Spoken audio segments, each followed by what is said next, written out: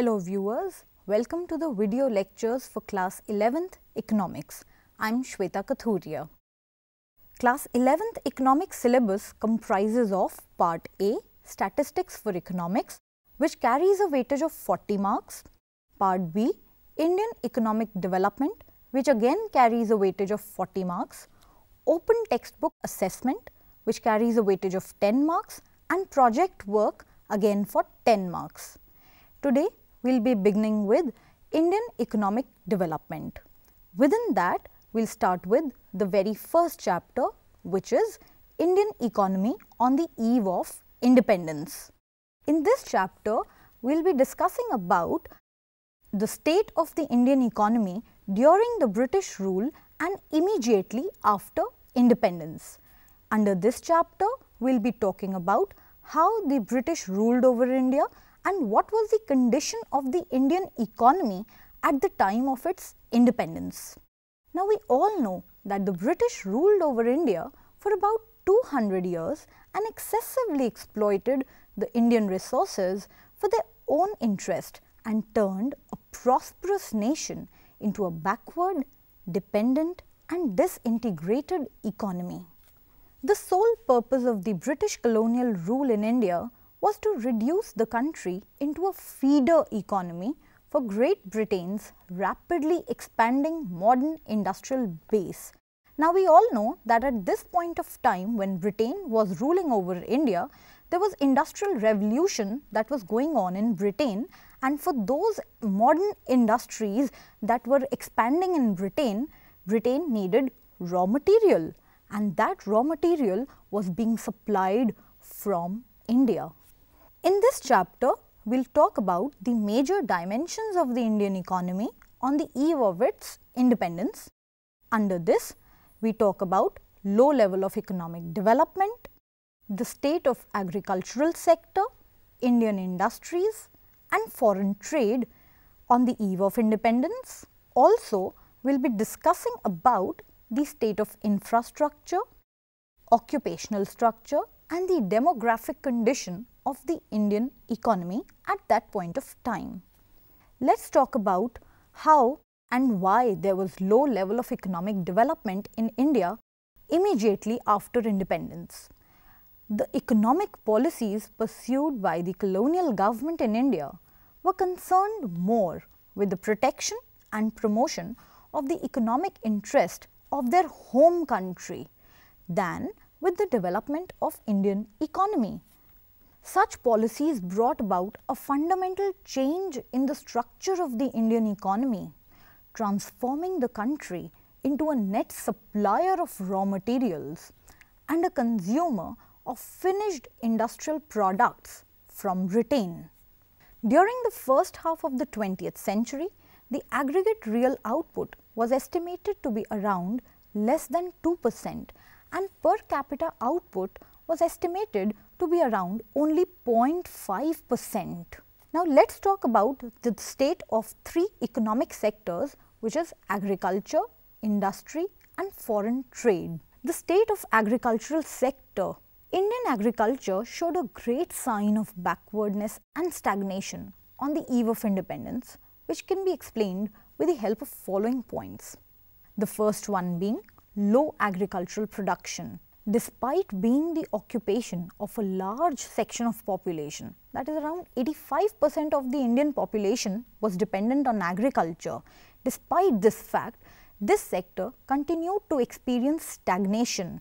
Now, this meant that the agricultural production was quite low to meet the needs of the population, which was dependent on the agricultural sector as its occupation. At the time of independence, India's agricultural production was estimated to be around 50.8 lakh tons, which was quite low to meet the country's requirements.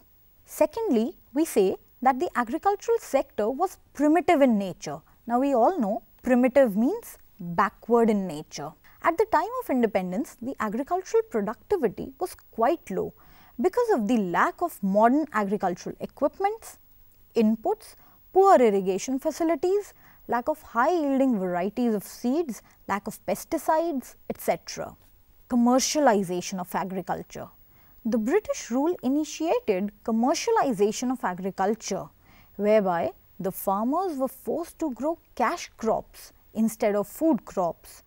These cash crops were either used for sale in the market or were being used by the British industries back home. Of course, these cash crops were being used by the British industries in the form of a raw material, right?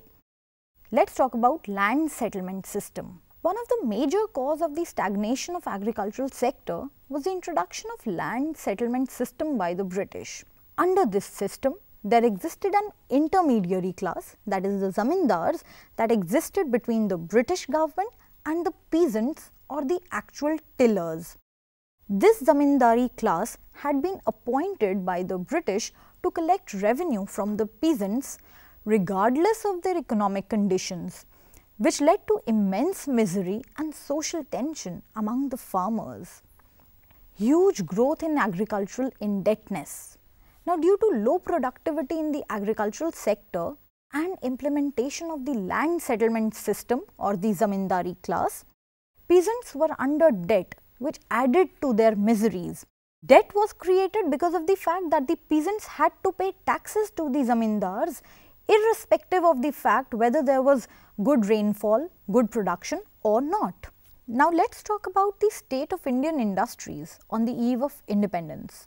India could not develop a sound industrial base under the colonial rule. Britishers systematically destroyed Indian handicraft industry and no modern industrial base was allowed to come up.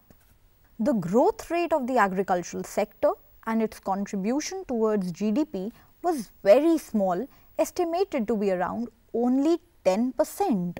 Remember, we are talking about the growth rate of the agricultural sector and its contribution towards GDP.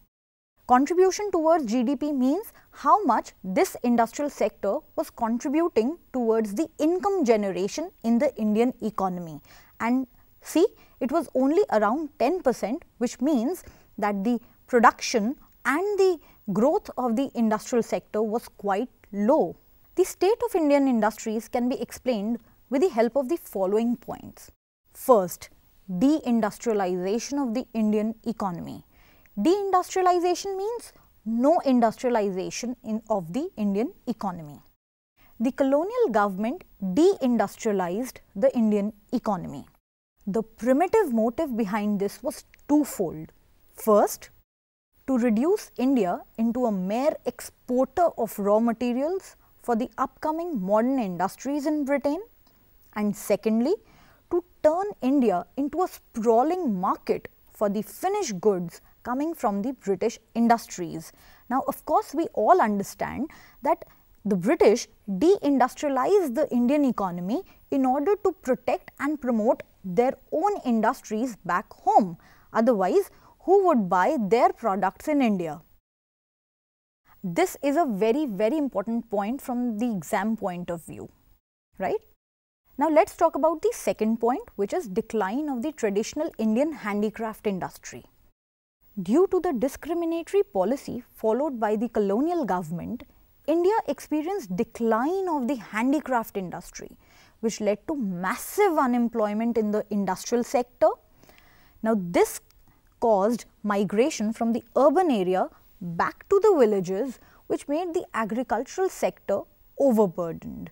Of course, all those people who had been displaced from the Indian handicraft industry had no jobs to do, and so they migrated back to the rural areas where agricultural sector was their major occupation, and that is why the agricultural sector, which was already engaging a large section of the population, became overburdened. That is why, remember, we talk about disguised unemployment in the agricultural sector or the primary sector. Secondly, it led to rise in the import of cheap manufactured goods from Britain. So, here we talked about the decline of Indian handicraft industry. It had a twofold impact on the Indian economy. One, because of the decline of Indian handicraft industry, there was migration from the urban to the rural areas, making the agricultural sector overburdened, and secondly, it led to rise of the import of cheap manufactured goods from Britain. Of course, the machine-made goods that were coming from Britain were cheaper in comparison to the handmade goods in India. Let's talk about the existence of only a few consumer goods industries in India now. During the second half of the 19th century, modern industries began to take root in India, but it was confined only to the setting up of cotton and jute textile mills.